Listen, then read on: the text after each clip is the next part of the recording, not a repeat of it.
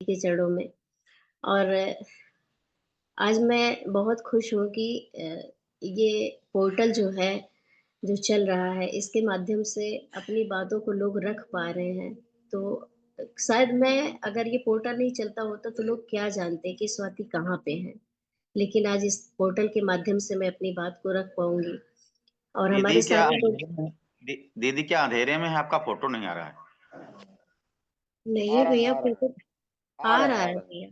आ रहा है सर, आ रहा आ रहा है आ रहा है सर आ रहा है। जी ठीक भैया। दीदी, कंटिन्यू। तो हमारे जितने भी महागुरु हैं, मैं सभी गुरुओं के चरणों में शरण वंदन करती हूँ।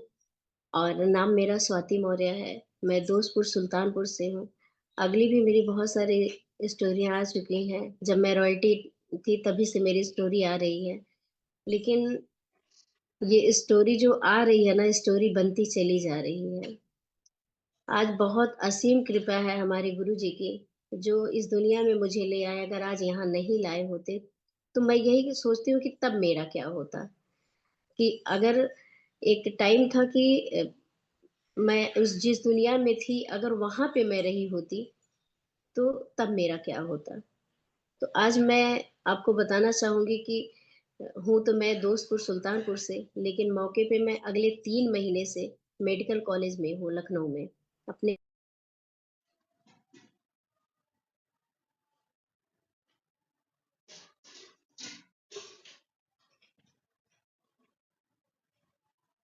थेरेपी उनकी चल रही है। रेडियोथेरेपी की वजह से जो है बहुत वीकनेस उनको आ गया है।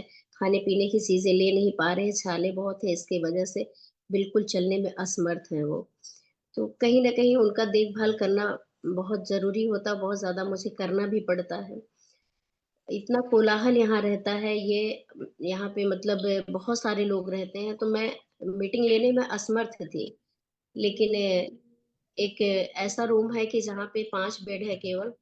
तो मैंने इन लोगों से रिक्वेस्ट किया कि प्लीज मेरी थोड़ी देर के लिए मुझे हेल्प दे दीजिए, थोड़ा सा हल्ला मत करिएगा, मैं अपनी बातों को रख पाऊँ। भैया का फोन कल आया था तो मैंने भैया से कहा कि ठीक है, हम पोर्टल पे जरूर आएंगे। जैसे कि पीछे पिछली बात क्या बताऊं, मेरी बहुत सारी स्टोरी आई है जो कोई उसमें तो मैंने अपनी सारी बातों को बैकग्राउंड को रखा है।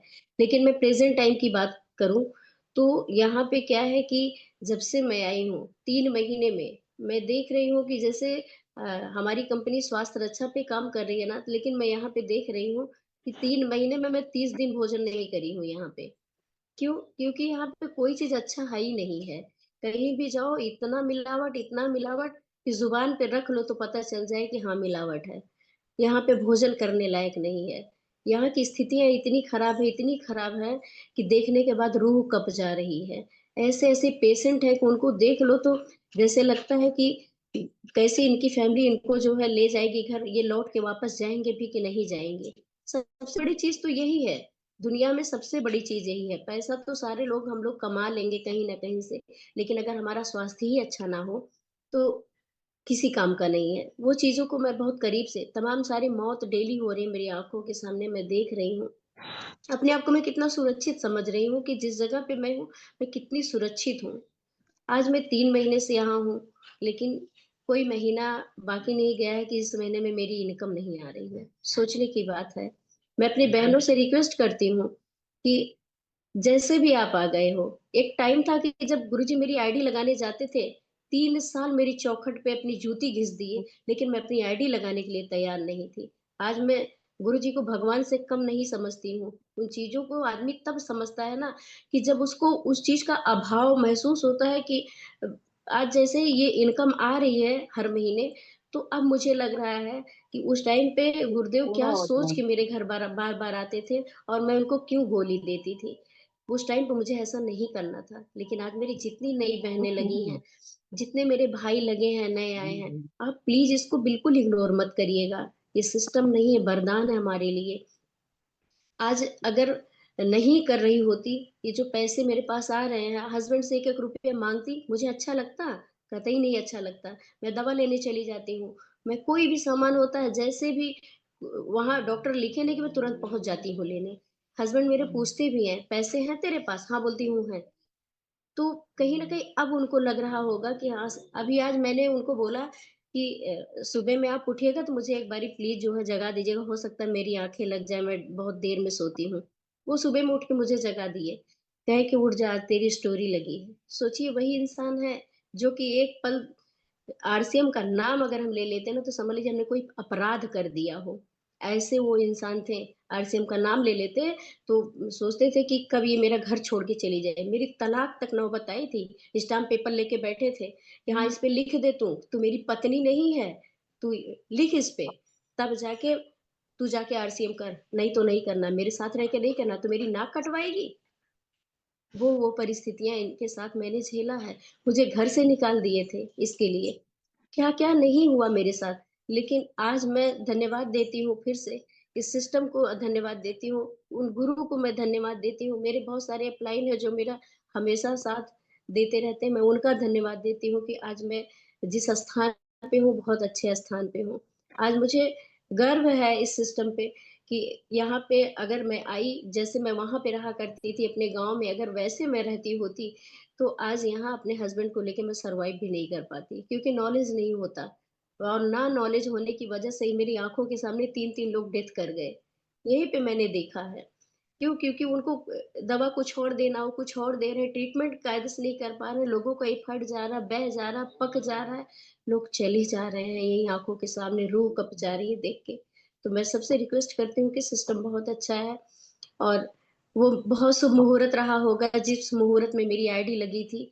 मैं बहुत उस टाइम पे तो नहीं समझ पा रही थी, लेकिन वही कहते हैं ना कि जब आदमी बहुत परेशान, हैरान होता है ना, तब उन चीज़ों की कीमत समझता है। आज मैं समझती हूँ इन चीज़ों को। और पीछे क्या हुआ कि जैसे बैकग्राउंड मैके का था, वैसे ही ससुराल का था।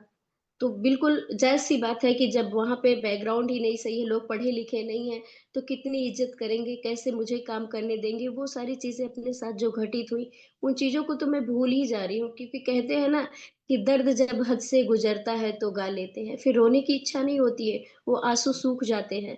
वो सारे दर्द तो भूल चुके हैं, बेशक है लेकिन भूल चुके हैं, लेकिन यहाँ पे भी आने के बाद भी आज मैं यहाँ पे हूँ, मैं कहीं न कहीं देख रही हूँ कि कुछ मेरे अपने ही लोग मुझे मतलब कहाँ मेरा हेल्प करना चाहिए, कहाँ मेरी टाँग खींच रहे हैं और मुझे बहुत दर्द है उन बातों को लेके, मैं इस पोर्टल पे बयान नहीं कर सकती। लेकिन मैं सोनू शर्मा जी का स्टेटमेंट सुन रही थी, उन्होंने कहा कि पैसा बहुत कमा लो लेकिन अगर ईमानदारी का ना हो, तो किसी काम का नहीं है।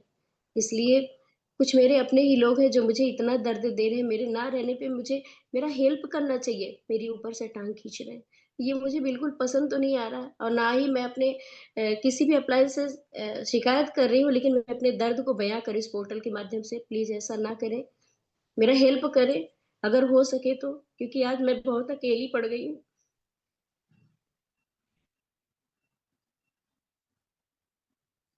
मुझे जैसे लगता है कि आज मेरी दुनिया मेरे हाथों में नहीं है। अभी मेरे बच्चे सब पढ़ रहे हैं।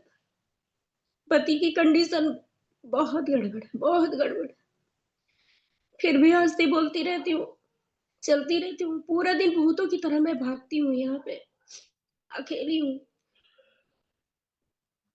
अगर प्राइवेट में होते, तो वहाँ पे क्या होता ना कि सारा देखभाल डॉक्टर्स करते, नर्स करती।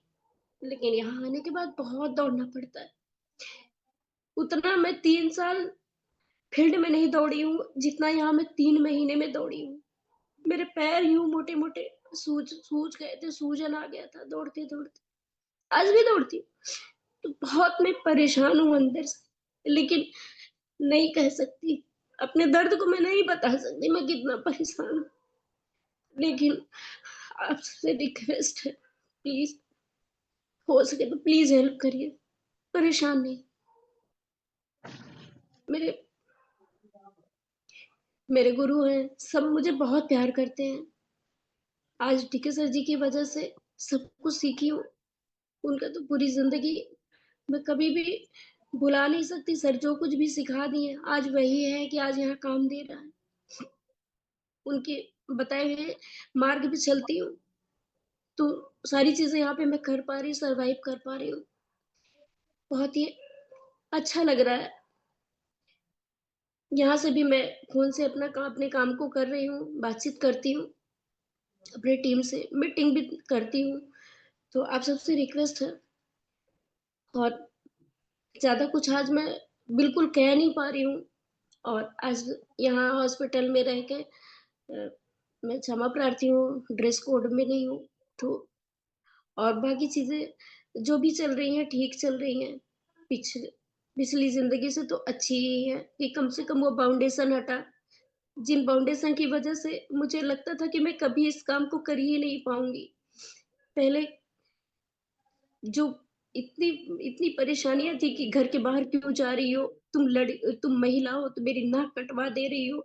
तुम जो है मेरे पूरे ख़ानदान में कोई महिला बाहर नहीं गई, कोई शॉपिंग करने नहीं गई, तुम जाके बाहर मर्दों के साथ में काम कर रही हो। क्या-क्या नहीं सुने हैं, लेकिन वो दर्द आज नहीं है, ख़त्म है। अच्छा लग रहा है यहाँ पे आके। गुरुओं का आशीर्वाद मिला, आप जैसे भाई-बहनों का प्यार मिल रहा है, बहुत अच्छा लग रहा है।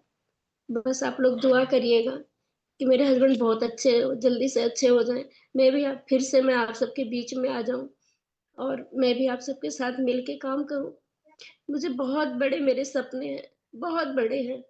शायद भगवान मेरी परीक्षा ले रहा है, हो सकता है कुछ बड़ा होने वाला हो। हर कदम पे मेरी परीक्षा ले रहा है, लेकिन मैं कभी भी थकूँगी नहीं, कभी मैं थक नहीं सकती। मैं ऐसे ही चलूँगी और अब और तेज़ चलूँगी क्योंकि मुझे अब बहुत आवश्यकता है, क्योंकि अभी बच्चों को पढ़ाना है, मुझे बहुत आगे ले जाना है उनको भी। तो आज सभी का मैं फिर से धन्यवाद करती हूँ और आज मैं बहुत असमर्थ हूँ इसलिए मैं कुछ कह नहीं पा रही हूँ, इसके लिए मैं क्षमा प्रार्थी हूँ। लेकिन आगे चल के मैं बहुत बड़ा करूँगी, सर लोग का, गुरुओं का आशीर्वाद रहेगा, मैं बहुत बड़ा करूँगी। थैंक यू, बहुत-बहुत धन्यवाद। ओवर टू भैया। बहुत बहुत Recording धन्यवाद in दीदी आपसे। progress.